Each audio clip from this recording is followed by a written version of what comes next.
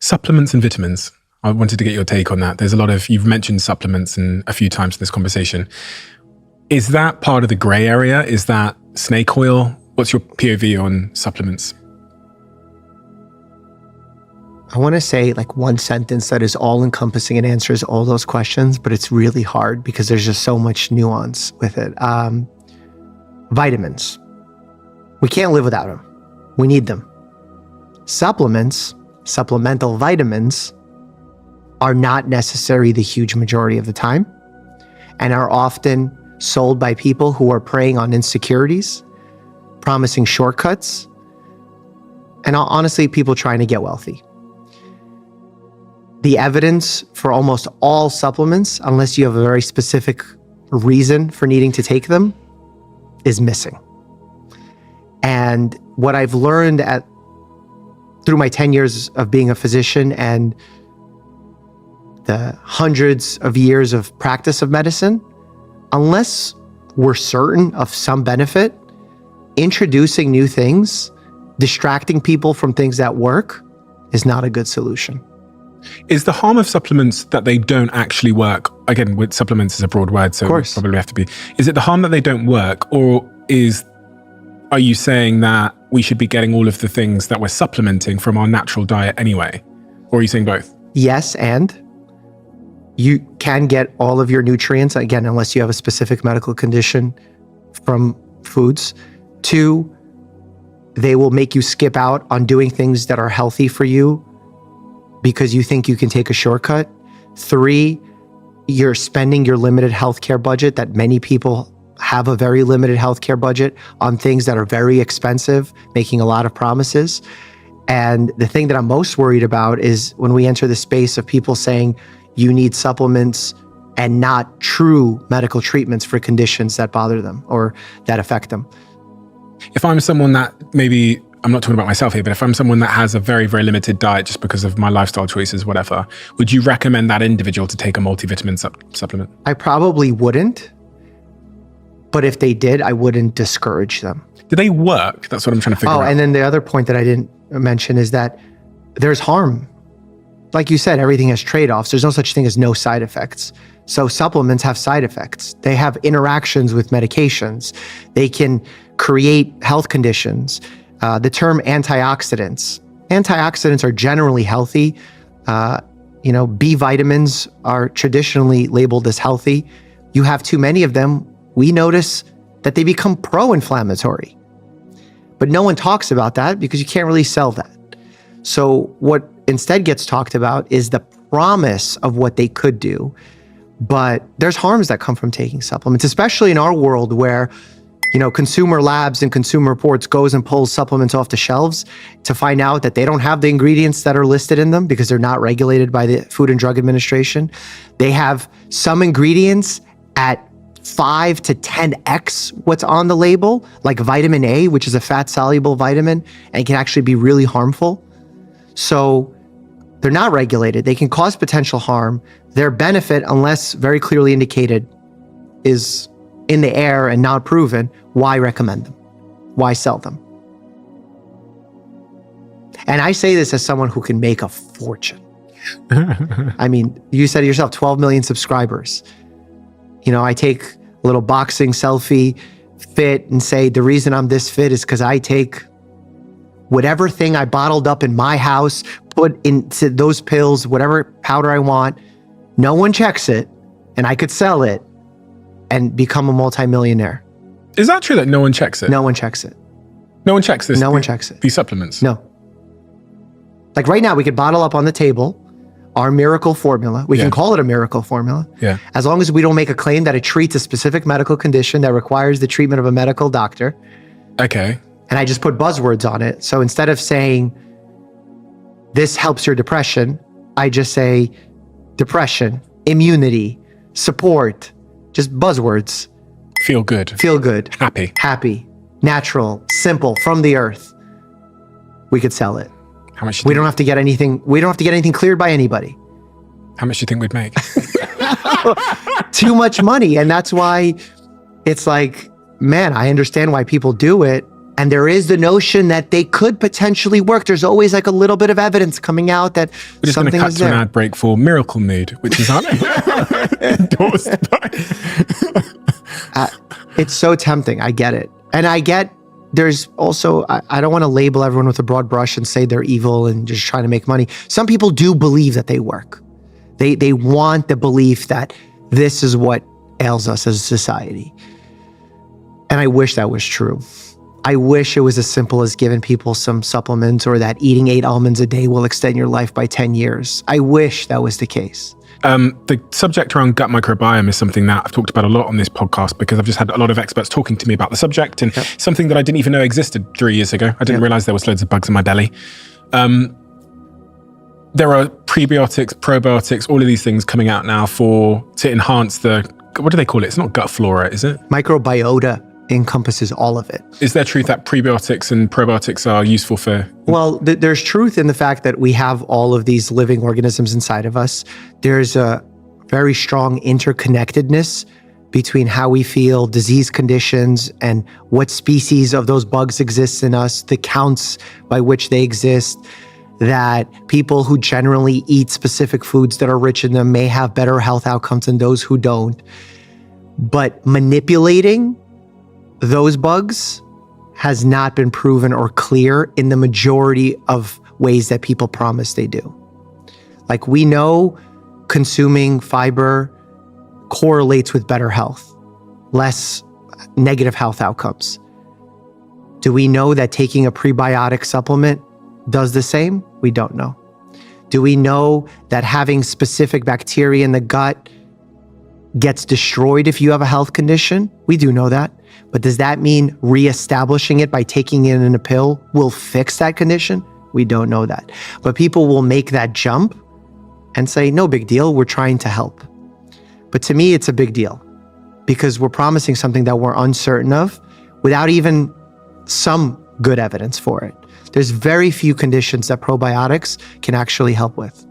What advice would you give someone that comes into your practice and you identify that they have some kind of gut microbiome related issue? Is there anything that you would recommend that they do to improve their gut microbiome? Well, it would be focusing on foods that are considered healthy for the microbiome. So foods that are rich in fiber, plants, essentially, avoiding bad habits, poor quality sleep, over drinking alcohol, smoking, all those things are unhealthy. The thing that makes health advice so boring is that the things that grandma told us still is what I say in my office. And it's not sexy and it puts people to sleep, but it's true. That's what we know works. We don't have a perfect answer as to why. And right now there's like tests on the market to check your microbiome, to know what food, too preliminary to recommend. We don't know what to do with the information.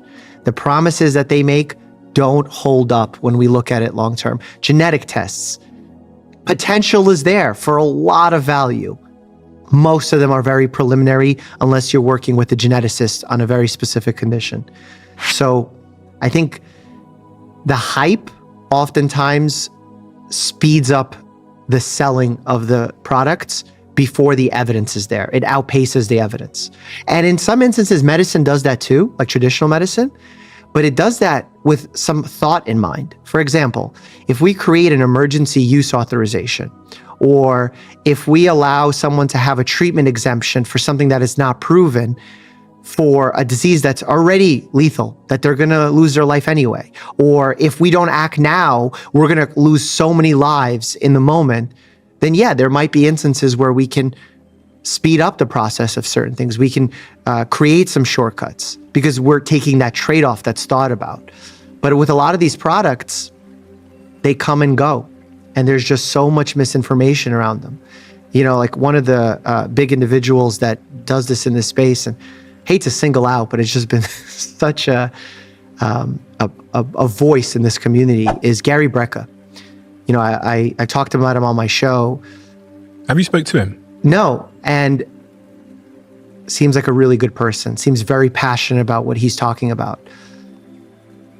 But the promises that are being made are not proven, and the intention may be good, and good intentions can have bad outcomes, But if the information is not accurate, no matter how passionate you are about the subject, long term, it's going to have negative outcomes. When you use the word proven there, do you mean that there's not a significant or a reliable sort of basis of research that's been done yet to validate the hypotheses or the statements? Or you're not saying that it's been disproven, it just hasn't been proven? Yeah, so that's a good point to bring up. The things that I say that are inaccurate largely have not been disproven. Because if I say the juice inside this cup will help you live forever, would you say that's true or not? My theory would be that that's not true. Right. But can you disprove it? No. You would have to run a study to disprove it. Yeah. And that's how I function as a doctor. So I can't disprove what he's saying because then I would have to run my own study.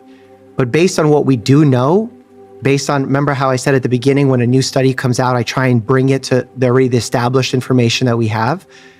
It doesn't vibe with what we know to be true. If you want to go against public health standards from what we've established as science, you better have a good reason for doing it. And if you do, I'm all ears. I'm excited for that kind of stuff. If you have some breakthrough of why you disagree with the CDC, with the WHO, with Harvard Health, please tell me why you disagree. But if you disagree because you said so, that's where things get problematic.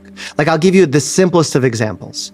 There's a very famous clip that I reacted to on my podcast where Gary Brecka says, if you have headaches, it's because you're low on pink Himalayan sea salt. How many reasons do you think people get headaches?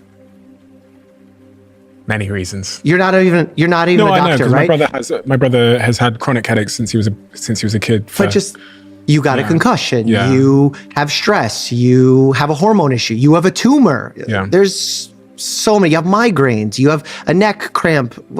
The possibilities are endless, right? To have the confidence to say, this is what you're missing. Everything else almost doesn't matter. The confidence is the misinformation. Like, notice every time you asked me a question today, it was either I don't know, it depends, nuance, for who. It's almost annoying because I can never give a clear answer.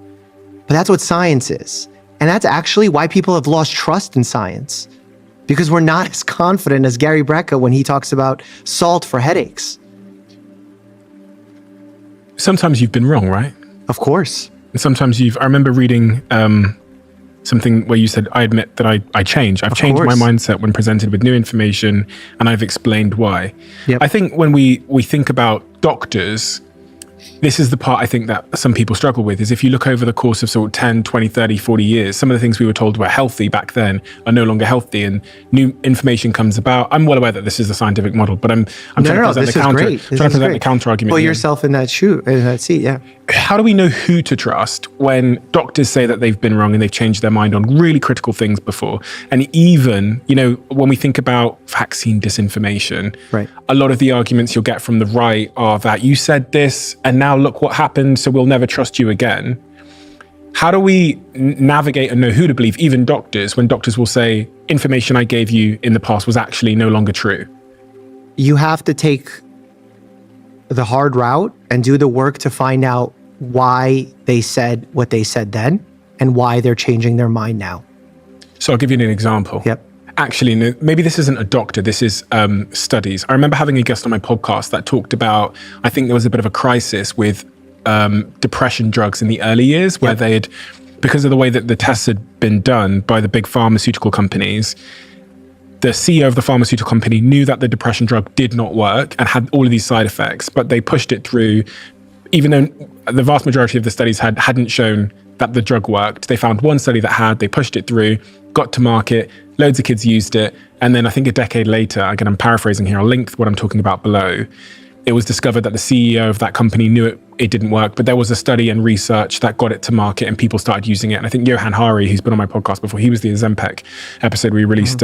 He was one of the people as a young man that started taking that depression drug, only to find out that 5, 6 years, 7, 8 years later, it didn't work. And the CEO knew that it wasn't really working.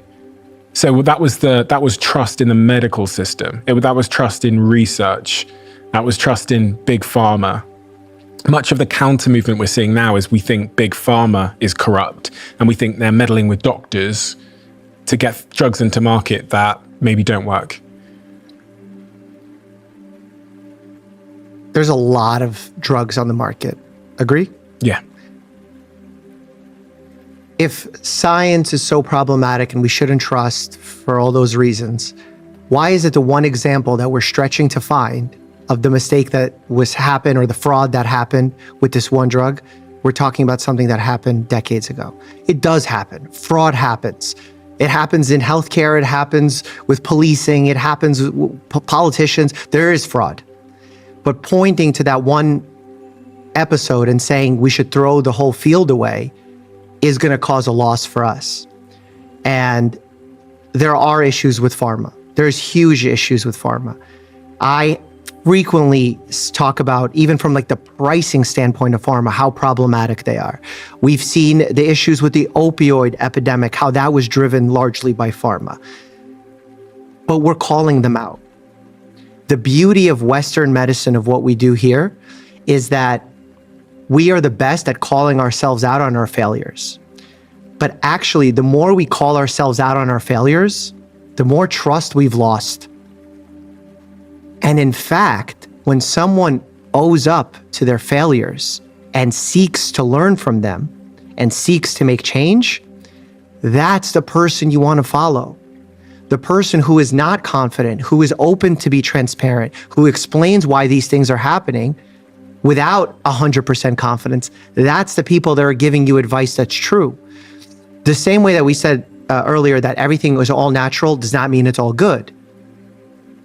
Everything for profit is not necessarily evil. My YouTube channel is for profit. I make a very healthy living doing what I'm doing. Doesn't mean it's evil. So while it's easy to make shortcuts and overgeneralize, we have to talk about specific instances and call balls and strikes as they are. Umpires make mistakes. Healthcare industry has made mistakes. There's been vaccine incidents in the past that have hurt people. We've learned from them. We called it out. We've studied it. There are doctors constantly studying where we need to do better. This is ongoing at all times. And the ironic part is most people have no idea that it's happening because we only find out about it on issues we're passionate about. I recently did a video, or I was on a podcast where I was asked about birth control. I gave a very simple answer. It was non-motivated in any way. It was just kind of presenting the information as it was. And there were a lot of very mean comments in that information about how birth control can potentially be harming people, that I don't believe the negative side effects that can come with it, all these statements that were being made. And I found them to not be true. I had to do like a little soul searching to see if they were true, because I do that with all the negative comments. And I said, no, birth control can have side effects, just like with any medication. The reason why birth control maybe is being brought up is because this is a topic people are very passionate about. This is a topic where doctors have discriminated in the past about. So it's a bit more triggering to the emotional part of our brains. But if we look at what's leading hospitalizations from a drug in the United States, Tylenol. You don't see anyone uproar making YouTube videos that Tylenol is problematic. What is Tylenol? Acetaminophen, paracetamol for you. Paracetamol, yeah. The amount of hospitalizations for Tylenol-induced liver failure is sky high. I'm sure we could pop up the statistics on screen. But no one gets upset about Tylenol because it's not emotionally triggering. And that is true for all of healthcare. There's side effects to taking medications. So it's easy to only focus on one part of that equation and say, well, doctors used to say this. What about this? Why did doctors say it? What got them to say it there? And the idea of us getting it perfect, never going to be true. We're always working with incomplete information. All of medicine is just our best guess.